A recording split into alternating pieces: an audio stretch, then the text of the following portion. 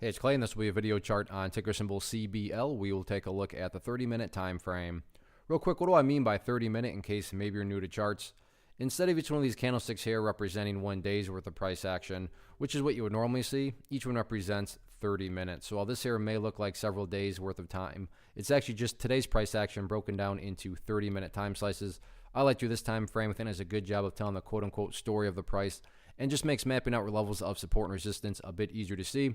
Pretty crazy day today. I don't mean to state the obvious, but the big gap down, and then you had all this volume, the biggest volume this chart has had for quite a while. So a lot of eyeballs on this one. So I want to get some levels of support and then resistance mapped out going into next week.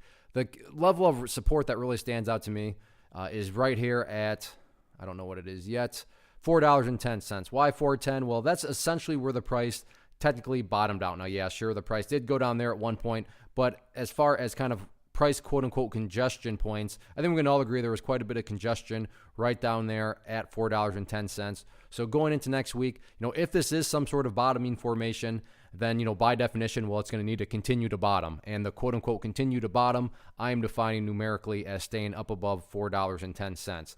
Because really any sort of break below it, then it would not be a stretch to see the price, go down and retest the lows. If not, just continue on down. But as it stands right now, going into the weekend, you got to give credit where credit's due, and the bulls are doing a good job of holding at $4.10. Now, what about areas of resistance? In the very short term, right here, there is basically a little miniature channel that took shape. $4.25. You can see several times today, basically, early afternoon through, the rest of the day. Bulls try to get up above that point, but couldn't quite do it. So if any sort of bounce is really going to get started, the quote-unquote kind of start point of the bounce, I would say, that initial hurdle that needs to be cleared right there at $4.25.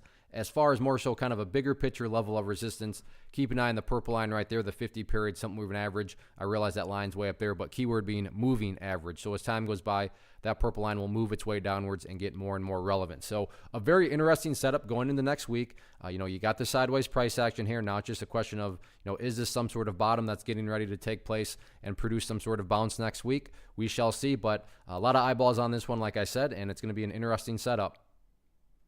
One of the biggest questions I get is, hey Clay, how do you find the stocks that you trade? So what I've done is put together a free resource guide where I talk about the tools that I use to locate stocks that I find interesting and think may have potential. So if that sounds like something that could add value to you as a trader, then click on the image that is up on the screen right now and I will email you the guide. The guide itself is very short and to the point, and best part, it's completely free. Thanks for watching the video. Let me know if you have any questions.